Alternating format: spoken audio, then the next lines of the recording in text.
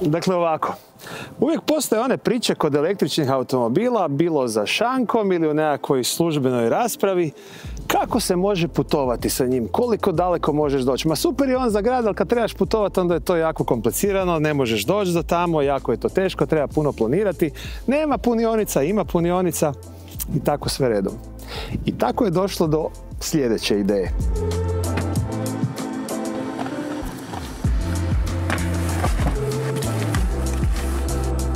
Naime, mi sada, upravo sada, krećemo iz Zagreba skroz do Nordkapa. 3600 km na sam vrh, na najsjeverniju točku Europe. Zašto?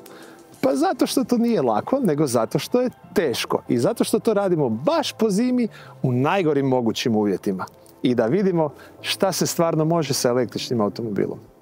Ova ptica nas je za sreću pokakila, jel da? Biće para!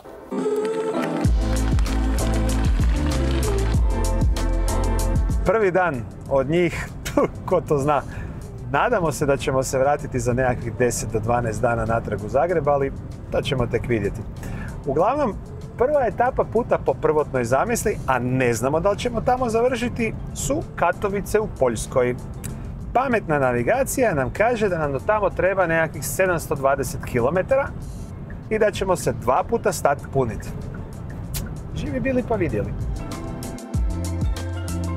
Ovako je počelo, a kasnije tijekom puta se pokazalo da su proročanstva vidovite navigacije prilično točna, iako ne baš 100%. Ali koja je to proročica baš uvijek i potpuno u pravu? Jer nešto se pita i nas, koji često mijenjamo planove. Prva zemlja u koju smo ušli je naravno Slovenija. A s obzirom da ćemo nju jako brzo proći, moram požuriti da kažem ovo što sam htio reći za Sloveniju.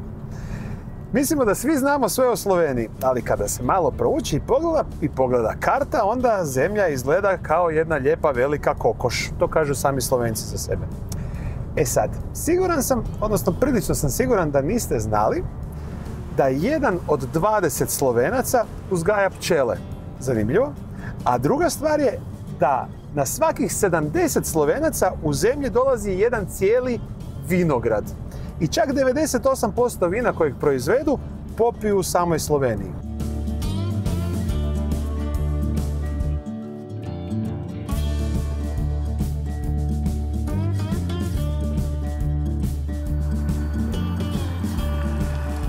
Uglavnom, od Zagreba do Beča trebalo nam je 4,5 sata uz jedno punjenje auta i jedno punjenje nas. Naime, bili smo stali i za ručak. Sve u svemu poprilično dobro.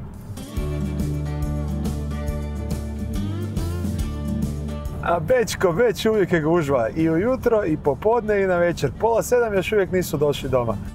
U Beču se nismo zaustavljali. Jednostavno, preblizu nam je i predobro poznat da bi ovoga puta trošili vrijeme na njega.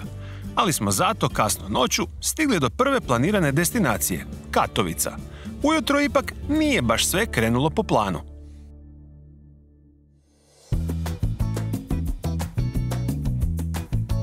I najbolji plan se u principu baš može izjaloviti. Naime, put od zadnjega Ionity Chargera negdje do Brna pa ovdje do Katovica je jedino mjesto gdje imamo rupu između Ionity Chargera. I baš zato smo tražili hotel koji ima svoj punjač. Onda dođete u taj hotel navečer i punjač naravno ne radi.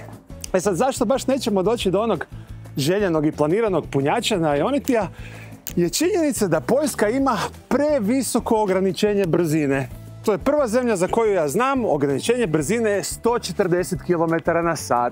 Da je bilo onako lijepo kao u Austriji, sjeli bi i vozili se 100-110 i sada bi imali dosta dosega za idućih 130 km. Ali i to je jedan iskustvo vožnje električnog auta. Prije puta plan je bio birati hotele sa punjačima na parkingu i onda ujutro dalje kretati sa punom baterijom. No već prvi takav na putu tu teoriju je bacio u vodu, jer ti hotelski punjači češće nego rjeđe ili ne rade ili su unutar nekog opskurnog sustava na koji se skoro pa nemoguće prijaviti. U biti samo 2 puta, doduše možda je ključna, hotelski punjači su bili dostupni, radili i bili u cijeni smještaja. Za Varšavu baš nemamo previše vremena jer nas put vodi dalje, ali ovo ovdje iza mene je najpoznatija zgrada u ovome gradu, takozvana Palača znanosti i kulture. I poznata je po tome što svako toliko Poljaci žele srušiti tu zgradu. A zašto? Pa zato što i oni imaju svoje duhove prošlosti. Naime, zgrada je izgrađena kao poklon ruskog poljskom narodu i 1955. otvorena kao paloča znanosti i kulture Josef Stalin. Sa 237 metara i danas je 6. najviša zgrada u EU, a uz fakultete, kazališta, kina i knjižnicu jedini stalni stanovnici zgrade su razne životinje. Naime, zbog konstantne najezde glodavaca na 2 najniža kata u zgradu su useljene i brojne mačke, dok na višim katovima obitavaju kolonije pčela, golubova, ali i vjetruše, male vrste sokola. Postoji jedna stvar po kojoj je Poljska najveća, odnosno najbrojnija u cijeloj Europi. Zanimljiva je stvar da na svakih 1000 stanovnika postoji 689 automobila. I po tome je Poljska najbolja u Europi, 3. na svijetu, iza nje je kao 4. Italija, a ispred nje su samo Australija i naravno Amerika.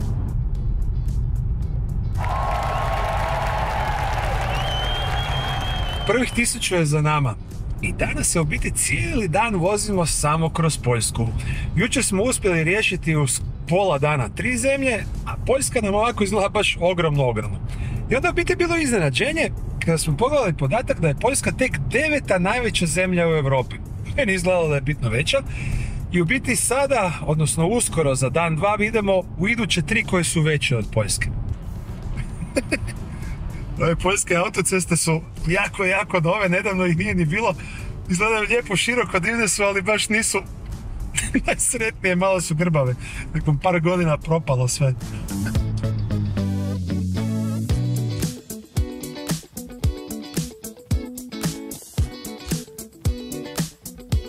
Opet noću prošli smo kroz jedno jako zanimljivo područje na karti Europe. Ovako kad pogledate, biti je jako teško i zamisliti da se nalazimo u potencijalno najopasnijem ili najužarenijem mjestu u cijeloj Europskoj uniji. Ovo tu je Suvlaki, jedan mali poljski gradić na samoj sjeveroistočnoj granici sa samo 70.000 stanovnika, po kojem je nazvan takozvani Suvlaki koridor. 60 km poljsko-litavske granice između ruske enklave Kaljiningrada i ruske podružnice Bjelorusije smatra se najvećim potencijalnim žarištem sukoba između NATO-a i Rusije, gdje bi se baltičke zemlje odsjekle od ostatka kontinentalne Europe.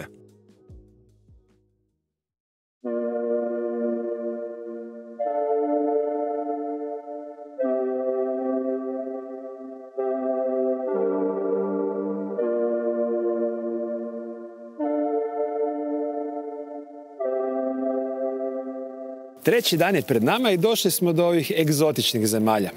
Danas nam je ruta od Kaunasa do Talina via Riga. Kaunas je bio vrlo ugodno iznenađenje. Malen, ali jako čist i sređen, kao uostalom i svi drugi gradovi baltičkih zemalja kroz koje smo prošli.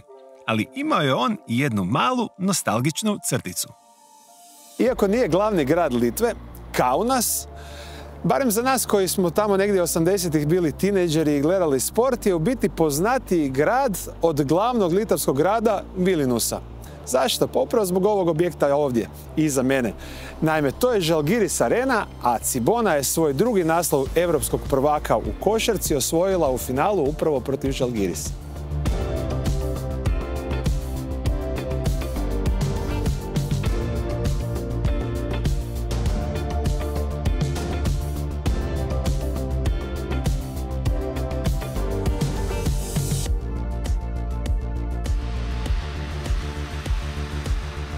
Već sam ovo jedan put vidio u Talinu, ali me nevjerojatno podsjeća na Ameriku. Ne znam zašto, ali u biti, ako dobro pretpostavljam, ovo bi trebalo biti nekako odmjeni dio Jurmale, latvijskog ljetovališta u kojem se nalaze vjerojatno ono što nekad u Rusiji su zvali ljetnikovci ili dače. S obzirom da će jako brzo pasti mrak, onda smo stali ovdje u Jurmali, dakle mondenom ljetovalištu u Latviji, i sada prvi puta vidimo Baltičko more. I fora je u tome što smo u biti napravili točno pola od pola puta. Naime, od Zagreba do Norkapa je 3500 km, mi smo ih do sada napravili 1750. Točno. To ipak nije bio i kraj puta za nas tog dana. Trebalo je naime potegnuti još 330 km do Talina. Matija, ti znaš gdje se ovo toči? Jedan blage veze. Valjda to. Jedina stvar koju možete natočiti u automobil, tekućina za vjetrobransko staklo. Tada to još nismo znali, ali sljedećih dana potrošit ćemo više novca na tekućine za stakla nego na struju i dobro uvježbati kako se to radi.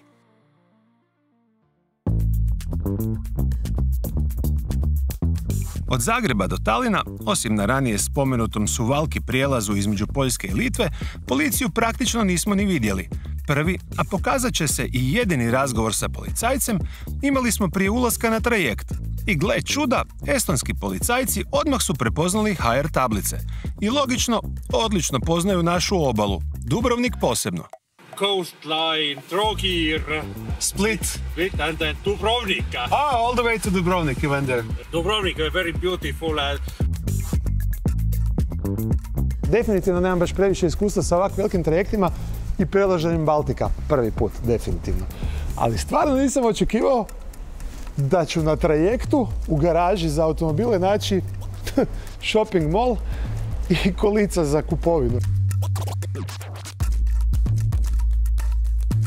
Izgubili smo se 8. put.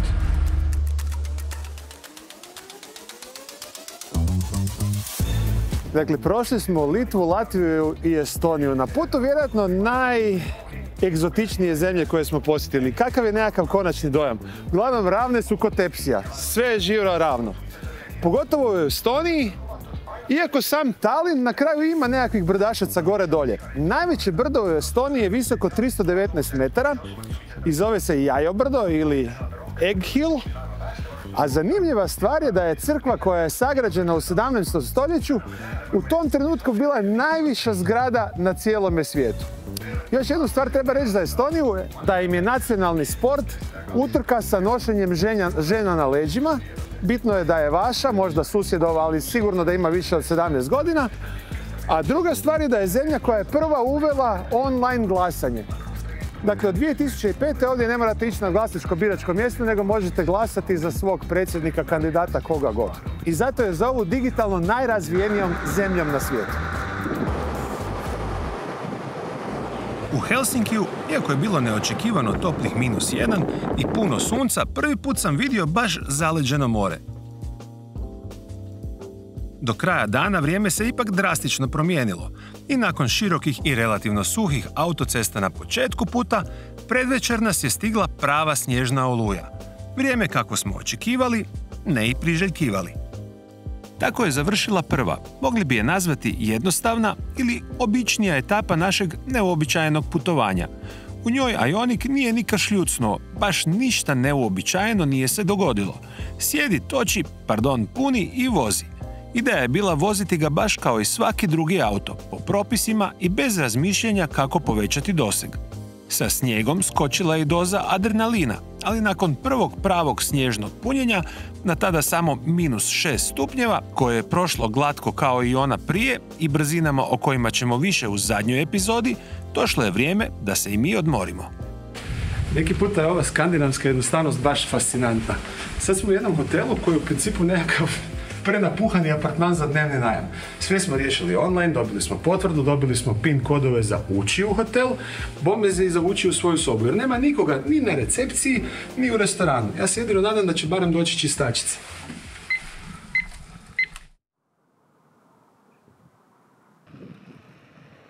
Jučer na večer nas je baš onako lijepo počastio snijeg, a onda je danas ujutro svanuo savršeni dan. Baš onakav o kakvom sanjate kad se idete voziti u Laponiju.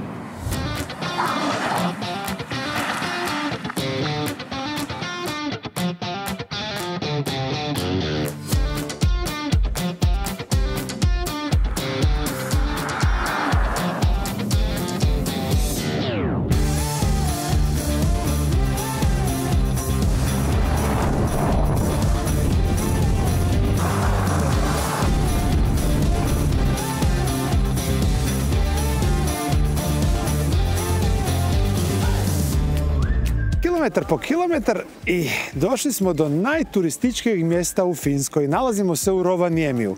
To mi je otprilike kao Disneyland. I to u prenesenom i u doslovnom značenju.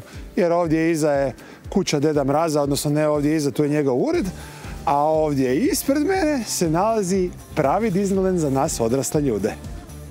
Nije bio u osnovnom planu puta, ali kada se već događao baš u trenutku kada smo došli u Rovaniemi, odlazak na super special Arctic Lapland Relija, jedno od najvećih i najatraktivnijih reli natjecanja izvan kalendara svjetskog reli prvenstva, bio je baš super special doživljaj.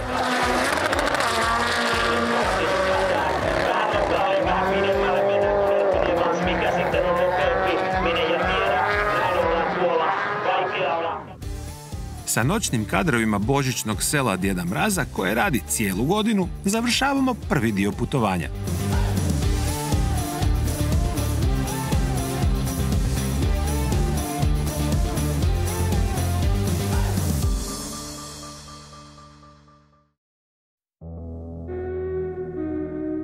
Do glavnog cilja putovanja, Nordkapa, ostalo nam je još približno 700 km kroz Finsku i Norvešku, unutar polarnog kruga koji počinje sa 66. paralelom, samo nekoliko kilometara nakon sela Djeda Mraza. I tu počinje prava avantura, jer relativnu civilizaciju mijenja divljina Laplanda u kojem vladaju snijeg, led i sobovi. Više puta sam se vozio po Skandinaviji, po ovim zaleđenim snježnim cestama i moram priznati da sam uvijek išli malo na živce, jer su napravili ceste s beskrajno dugačkim pravcima i jako blagim zavojima. I rekao, daj neke akcije, daj da se nešto događa, mi koji smo željni snijega i leda. I moram priznati da sam upravo u zadnjih 2 sata shvatio zašto je to tako i jako cijenim da je to upravo tako. Jer kad god sam bio na takvim vožnjama, prvo imao sam auto sa gumama sa čavlericama, sad imamo odlične zimske, ali bez čavla gume. I drugo, bilo je lijepo sunčano. A sad se vozimo po vremenu gdje pada ledena kiša i u principu ko da se vozimo po sklizalištu, a ne po cesti, i moram priznati da sam jako sretan što su zavoji dugački, blagi ili ih nema. Osim što je cesta u ovakvim uvjetima nevjerojatno skliska, ledena kiša koja pada i pri temperaturi od -4 stupnja lijepi se po čitavom automobilu i u trenu vjetrobransko staklo učini nepreglednim. Ovo je definitivno bilo jedno novo i ne baš pretjerano ugodno iskustvo. I bez obzira na maksimalnu ventilaciju na prednje staklo, bez ogromne količine zimske tekućine za stakla, vožnja bi bila skoro pa nemoguća.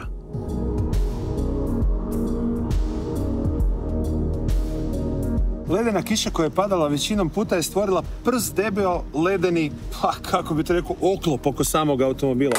I onda je jako bitno da ga se očisti kako bi svjetla mogla raditi kako trebaju, a bome kako bi se i ovi aktivni otvori za usis zraka, za hlađenje i grijanje baterije mogli pravilno raditi. Bili su se malo prije zaledili, nisu se mogli ni otvoriti ni zatvoriti. Ni unutar polarnog kruga punionice nisu problem. Ima ih sasvim dovoljno. A srećom uvijek su u blizini barem pumpe, a vrlo često i nekog lokalnog supermarketa, u kojima se u Finskoj nalaze i lokalna glasačka mjesta. Ja ću za juhu kompunami. Jučer u Rovaniemiju, tamo taman za reli, došao nam je i naš 3. član Polarnog električnog ekspresa. Domagoj je dobrodošao. Još bolje. I upravo smo kupovali provijant za današnju dionicu puta, pa me baš zanima ko je šta kupio, ništa se nismo dogovorili. Ovo je Domagojeva vrećica, a on je pa kao pravi organizirani čovjek kupio nam ovdje malo pizza, malo sendviča, ima nekakve šunke za sendviče, maramice, naravno došao je šmrcav. Matija, ovo je tvoja vrećica, nisam ni sumnjao. Wok noodle rezanci, kikiriki sa paprikom, malo nekakvih tekućih stvari, znao sam da si ti alternativan. Ovo je moja vrećica i malo me je sram, jer ja sam kupio jabuke, banane, smutije i naranče i malo sam dosadan, ali jedini imam eko vrećicu. Nakon kratkog zatišja od ledene kiše, snijeg nas je ponovo sustigao. Pa gdje si bio cijeli dan? Nismo danas ništa pravili, još skoro 380 km. Ili samo kao od Zagreba do Splita, a na karti cijeloga puta samo jedna mala crtica. Noćna vožnja po snijegu nije mačji kašalj, ali ako vam se dogodi ovako nešto, ne brinite. Onih par ljudi koje sretnete po cesti sigurno će se zaustaviti i provjeriti da li je sve u redu. U Norvešku smo ušli noću i dok smo mi bili na punjaču primijetili smo da ljudi ovdje ne gase automobile kada odu u dućan.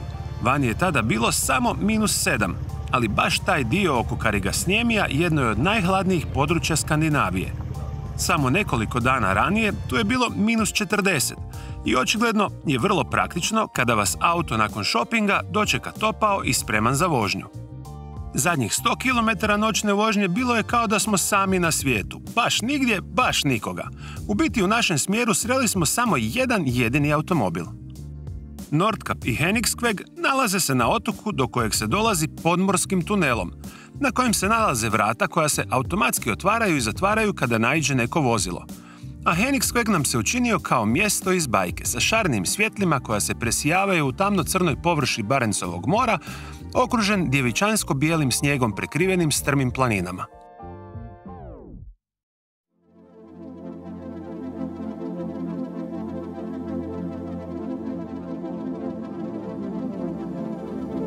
Ima kod električnih automobila i činjenica da preko noći trebaju biti zakopčeni na kabel i tamo čekati i nekih praktičnih stvari. Jedna od njih je da putem aplikacije, kada je hladno kao što je danas ovdje, možete auto lijepo upaliti, odnosno ne upaliti, nego upaliti grijanje i zagrijati kada vas dočeka lijepo kao da doma sjedite pred kaminom. 10 minuta kasnije i mi smo bili spremni. U biti, i to je to. Sad smo u Henningskvegu, to je ovo mjesto dolje, zadnjoj točki od kuda se ide na Nordkapp.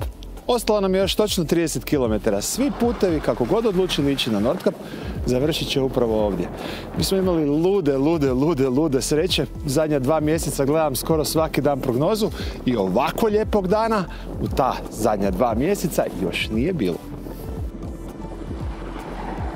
Drugi puta sreća nas je pomazila zbog činjenice da je cesta za put na Nordkapp bila, iako potpuno zaleđena, otvorena za slobodan promet, što se događa vrlo rijetko. Inače je tijekom većine godine ova cesta zadnjih 30 km od Henningskvega do Nordkappa zatvorena i može se na Nordkapp otići svaki dan 2 puta u organiziranom konvoju.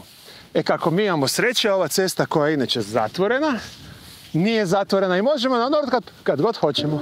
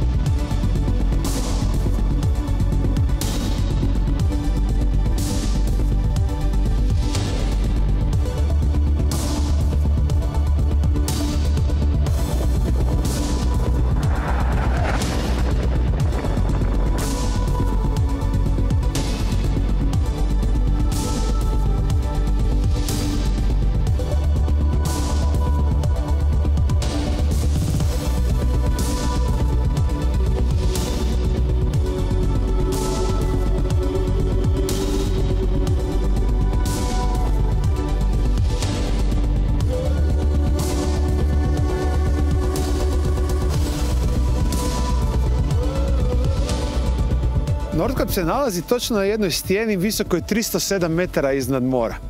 A inače, otkrio ga je britanski moreplovac Chancellor 1553. godine kada je mislio da je ovo najsjevernija točka Europe. Točno iza mene, 2102 km, ovako ravno tamo, nalazi se sjeverni pol. Norveška ima otprilike 1/3 više stanovnika nego Hrvatska, ali je zato skoro 7 puta veća od lijepe naše. I nakon Islanda i Rusije, najrjeđe je naseljena zemlja u Europi. Nordkapp i zimi privlači velik broj turista, ali glavna sezona je ona ljetna kada ga posjeti preko 200.000 posjetitelja. a posebno u svibnju i lipnju kada skoro mjesec dana sunce ne zalazi i može ga se vidjeti i u ponoć. Nakon što smo odradili taj turistički, ali pravi zimski dio razgledavanja i tapšanja po ramenima što smo uspjeli, došlo je vrijeme da se pozabavimo našim svakodnevnim strujnim potrebama. Rekli su da je punjač tu negdje. Punjač postoji i ovdje, baš na Nordkapu. I sad su nam na recepciji rekli da je tu, na ovoj kućici, koja je zbog snijega, kao što se može dobro vidjeti, nedostupan. Ali postoji. I to baš nekako lijepo zaokružuje cijelu priču. Sve postoji, sve se može, jedno na Nordkapu zimi je malo teže. Zatrpani punjač ipak nije bio baš nikakav problem, jer do hotela je samo 30 km. A kako mrak ovdje jako visoko na sjeveru pada vrlo rano, već oko 15 sati kasni ručak pretvorio se u ranu večeru. Kraljevski rakovi ovdje su glavna poslastica. Za cijenu bolje ne pitajte. Reći ćemo samo da je jedno pivo u vrlo simpatično i neočekivano ispunjenom baru veče prije koštalo 15 eura. Karta nas je još jednom poslužila te noći, kada je zazvonio alarm na aplikaciji za praćenje Aurore Borealis, polarne svjetlosti. I vau, kakav je to samo doživljaj kada se ukaže u svojoj punoj raskoši i zapleše pred očima. Od skoro 6 dana provedenih unutar polarnog kruga vidjeli smo je samo to veče, i baš na Nordkapu i baš na Aurora parkingu. Koliko hladno je bilo oko ponoći na olujnom vjetru, teško je za opisati.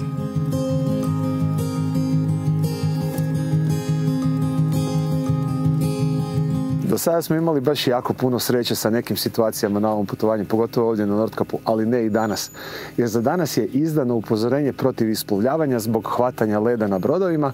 U suprotnom, danas bi bili sa Nikom na brodu i lovili kraljevske rakove. A Nika smo upoznali spomenuto veče prije, kada nam je u havajskoj košulji prišao na trijemu ustanove gdje se u večernjim satima obično i događaju ovakvi slučajni susreti i pitao od kuda smo. 15 eura kasnije pozvao nas je da s njim krenemo u lov na kraljevske rakove. Ali ovaj puta vremenski uvjeti nam nisu išli na ruku, pa nas je odveo u tvornicu gdje prerađuju rakove kako bi ih vidjeli uživo. Ovako velikog raka još nisam nikad držao i morao sam proći malo instrukcije kako ga primiti, jer ovdje napred hoće grist. Na kraju smo još dobili i poseban poklon, paketić filetiranog iverka ili plavog halibuta, kako ga oni nazivaju. Special because you can only fish it for 2 periods in the year. And we go 12 hours with boat outside of Tromsø. Okay. To fish it. Really? Really bad weather. Yeah.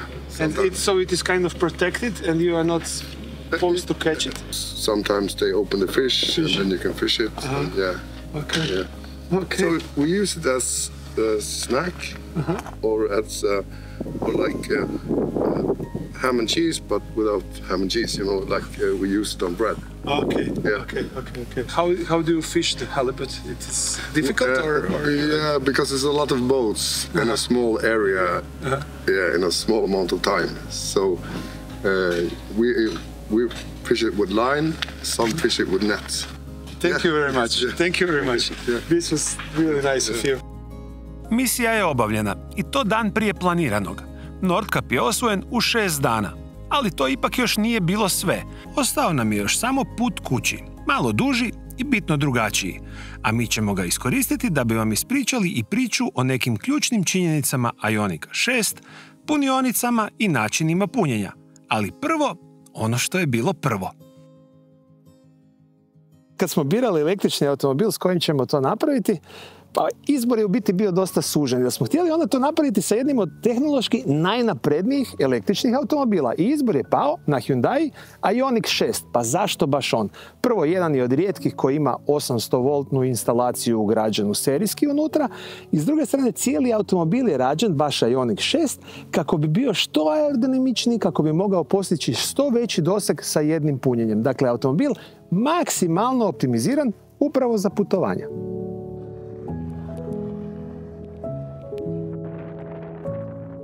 Da je Norveška električni Eldorado, to valjda i ptice na granama znaju, ovdje problem sa punionicama definitivno ne postoji.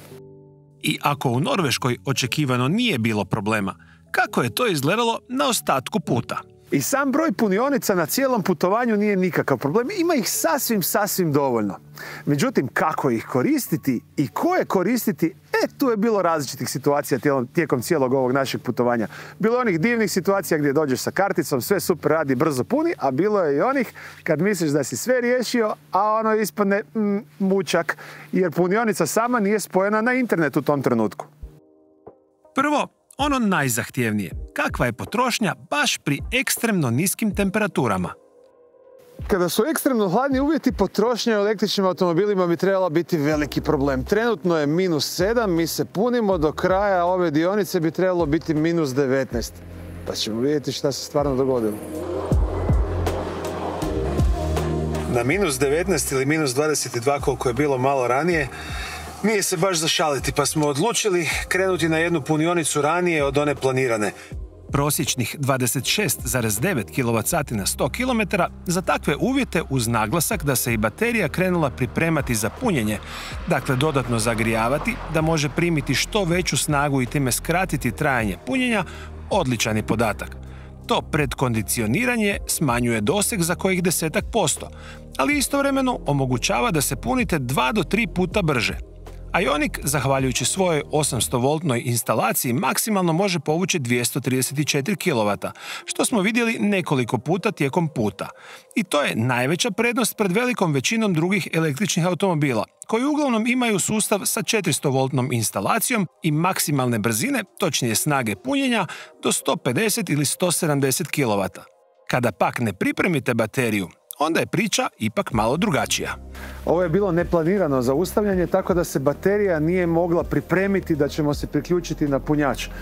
I tu se vidi prava razlika kojom brzinom se puni kada je pripremljena ili kada nije pripremljena. Kada smo dolazili prema Nordkapu na ovoj istoj punionici, punili smo se brzinom od preko 150 kW po satu. Čak išli do 172, maksimalna brzina je 175, a sada imamo samo 61 kW jer baterija nije pripremljena.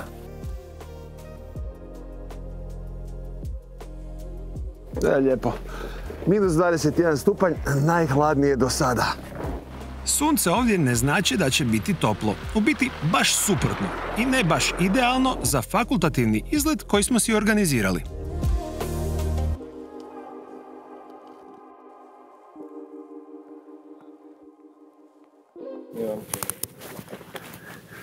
Kada nismo imali dosta snijega i leda po putu s autom, pa moramo još i na motorne sanjke, ali ne, to je baš gušt.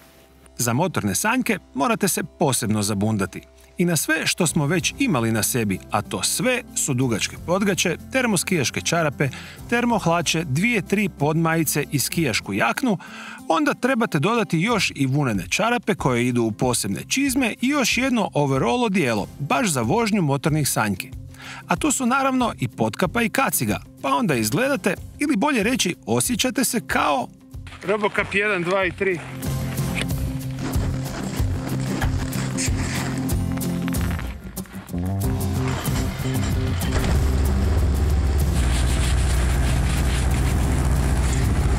Ima to i grijanje sjedala, samo bolje da je se ne otopi pa da se ne smočimo i ne zaledimo. Da, ali ne ovi naši modeli. Oni su imali samo grijanje ručki volana, što je pokazalo se ključni sastojak bez koje vam se prsti, bez obzira koliko debele rukavice imate, na -25 smrznu za 5 minuta.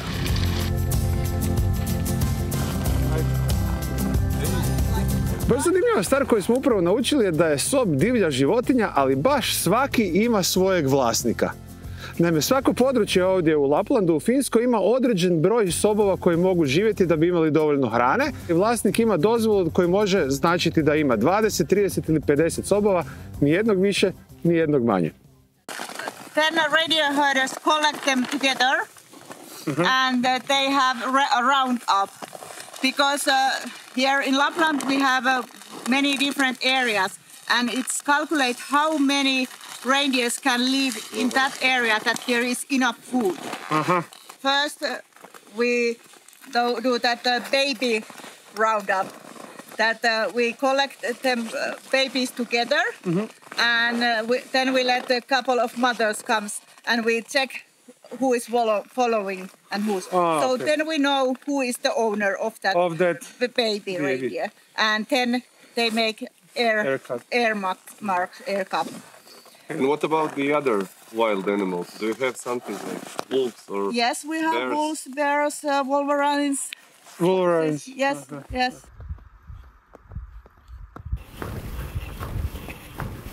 Jesi to nekud zabilo?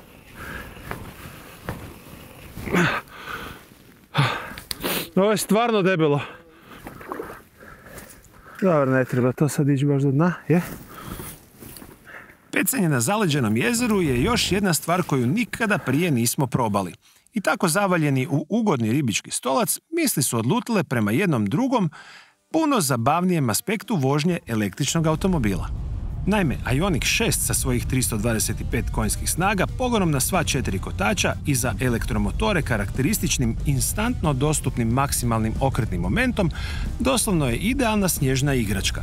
Posebno ako pogasite sustave protiv proklizavanja i ograničenja trakcije. Klizanja kroz zavoje su zagarantirana, ali način isporuke okretnog momenta između prednje i stražnje osovine i masa vozila ipak su nešto na što se morate naviknuti. Nakon ovog iskustva jedva čekamo probati sportsku N izvedbu Ioniqa. Ali onda se postavlja pitanje da li je to i sigurno u ovako ledenim uvjetima, odnosno da li je teško kontrolirati električni automobil, posebno jer ih je danas dosta i sa samo stražnjim pogonom. E pa nije, baš suprotno. Kada ostavite sve sustave kontrole trakcije aktivnima, a uključite i poseban program za vožnju po snijegu, onda je to kao vožnja po parku. Jer baš zato što je ovo električni automobil kojem se može filigranski precizno kontrolirati isporuka snage i momenta na kotače, kretanje na recimo zaleđenoj uzbrdici pravi je mačji kašalj. U automobilu sa običnim motorom i automatskim, a posebno ručnim mjenjačem, bilo bi daleko više problema, ako ne i nemoguće krenuti.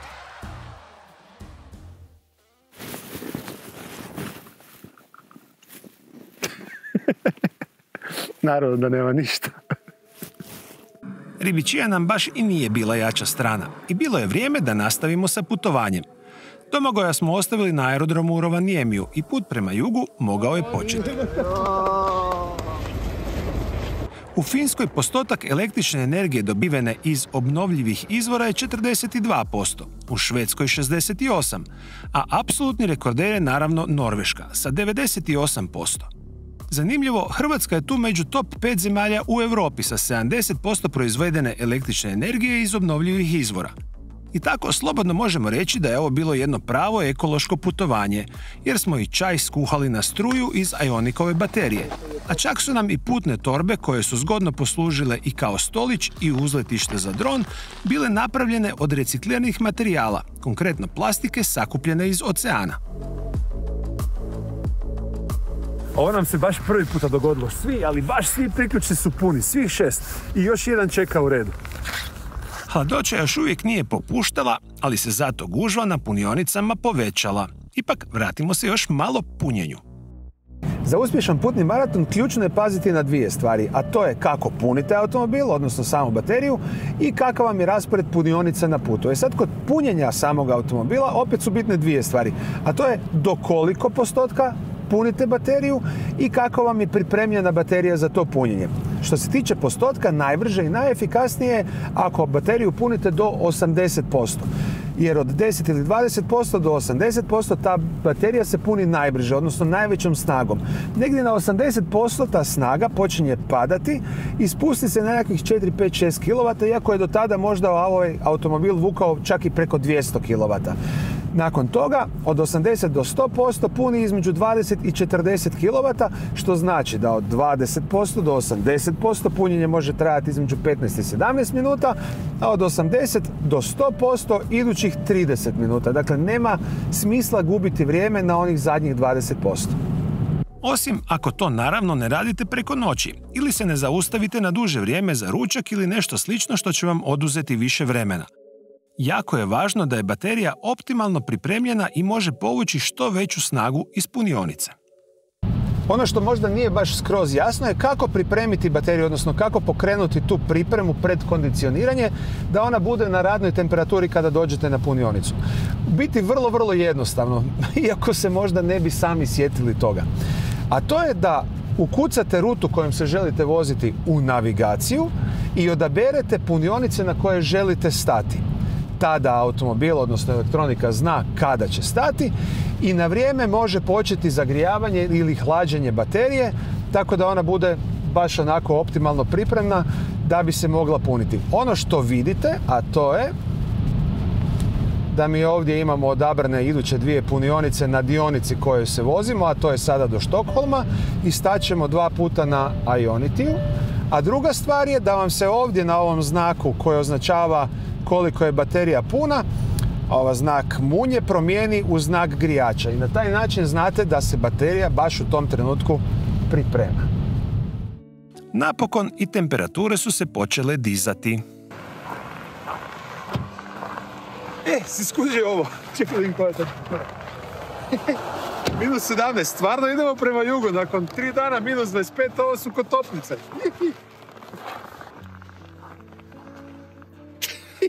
Minus 10. I dok po onoj istočnoj ruti nije bilo nikoga na punjačima, ovdje prema jugu Švedske je puno. Ako bude sve po planu, ovo nam je vjerojatno predzadnji dan. Iz Jönköpinga do Zagreba ima nekakvih 2050-70 km. Danas je vani tropskih minus 3, nakon jedno 5-6 dana minus 20 ili više. I prva stanica na našem putu danas je Kopenhagen, onako za zagrijavanje ni 300 km. U ovoj magli se krije arhitektonsko čudo vrijedno 61 euro. Naime, upravo prelazimo preko Ostersundskog mosta koji spaja Malme i Kopenhagen i u jednom smjeru nas smo ga platili, kao što rekao, 61 euro. Samo mala digresija, brod, trajekt od Talina do Helsinkija nas je koštao 120. Znači, to smo negdje. Ne. Ili ipak da, kada se doda još 40 eura za drugi veliki takozvani pojasni most koji morate prijeći do Niborga. U Danskoj sreća sa vremenom nas je u potpunosti napustila. Susnižica sa jakim vjetrom i velikom gužvom na cestama nastavila se i u Njemačkoj. Nekada ribarsko selo, Kopenhagen je danas moderni zeleni grad mladih koji ima čak 15 Michelin star restorana i u kojem je bicikliranje religija. U Kopenhagenu ima više bicikala nego stanovnika i automobila, a čak 50% stanovnika koristi ga za odlazak na posao. Prijestolnica dizajna i kulinarstva specifična je i po tome što u svom samom srcu ima i potpuno od danskih zakona odcijepljenu četvrt Kristijaniju. Grad u gradu sa svojim zakonima, novcem, zastavom, pa čak i himnom.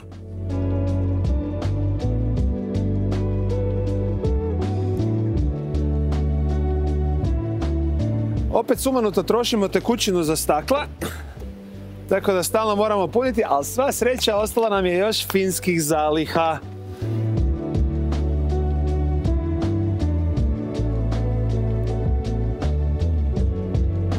U Njemačkoj smo pa vrijedi ona Zucker kommst zuletzt ili šećer dolazi na kraju. A mi smo si za kraj ostavili najdužu dionicu do sada. Sada smo u Hamburgu, konkretno u nekakvom hamburškom Zaprešiću. Imamo 1280 km do Zagreba koji ćemo napraviti u komadu sa stanjima samo za punjenje.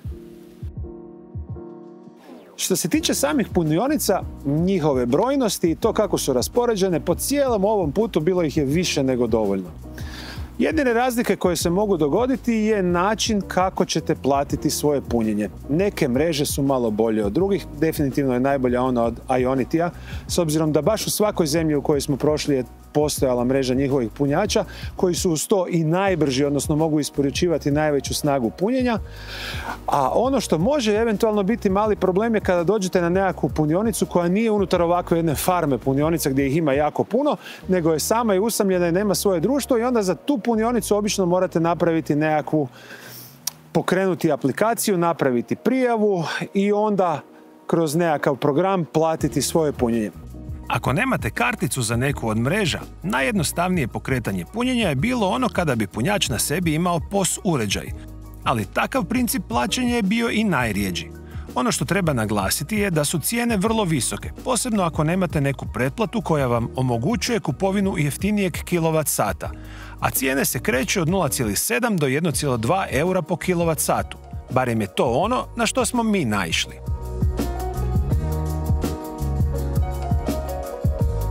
Aerodinamika, odnosno otpor zraka, najveći je neprijatelj za brzu vožnju autoputom električnih automobila.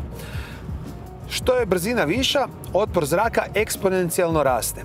Konkretno u našem slučaju mi se vozimo nekakvih 70 km brzina između 150 i 170 km na sat, a prosječna potrošnja je oko 27 kWh na 100 km. I baš dobra aerodinamika, odnosno nizak koeficijent otpora zraka Ionica 6, jedna je od njegovih glavnih prednosti.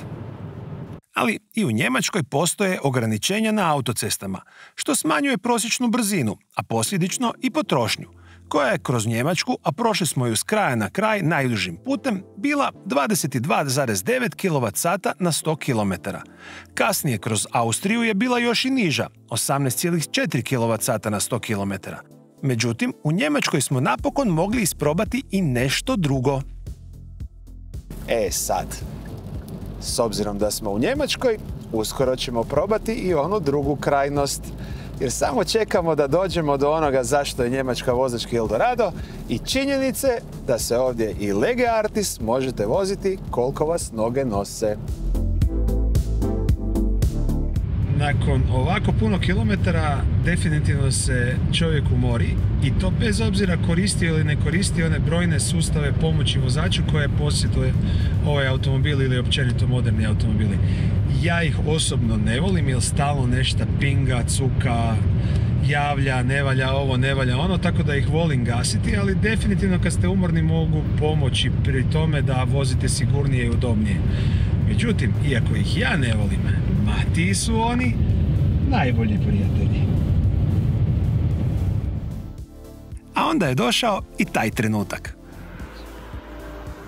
A u biti, više ne znam što bi vam pametno rekao. Nakon jedno 857 punjenja, ovo ovdje je zadnje. Mi smo u Mariboru, a tamo je Zagreb. Naravno, nije ih bilo baš toliko. Taj zadnji dan sa najviše prevezenih kilometara na punionicama smo stali točno 5 puta. I to je bio najveći dnevni broj. Na kraju, u 12 dana, ispalo je tako da smo na punjenja stali točno 40 puta. Na neke i više puta, odnosno u oba smjera. A samo 2 puta bezuspješno. Jednom jer punionica nije bila povezana na internet i jednom kada je nakon samo 3 minute punjenja ispala iz mreže i javila kvar. U oba slučaja to nije bio neki problem, jer se do iduće nije trebalo daleko voziti. I to je realna situacija sjeverno i zapadno od Zagreba. Na putu prema jugu priča bi bila ipak drugačija, jer punionica je neusporedivo manja i bitno su sporije, odnosno isporučuju manju snagu. Kod nas se 50 kW generalno smatra brzim i za grad su one dovoljne, međutim onih sa 170 ili više kW koje su ključne za brzo električno putovanje još uvijek je puno premalo. Na kraju smo ih napravili 8210. Za volanom, baš samo u vožnji, proveli smo 116 sati i 25 minuta. Otišli smo od Zagreba do Nordkapa na sam sjever Norveške, na struju, po zimi. Ipak ostalo je još ponešto kilometara prije nego što sam parkirao pred kućom. Ukupni dojam ukratko teško, ali može ovako. Putovati na struju, posebno na sjever i zapad, nije nemoguća misija. Može se i nije nikakav problem.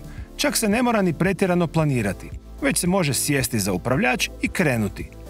Da je jednako brzo kao sa nekim klasičnim automobilom, nije. Ali da je puno duže, također nije.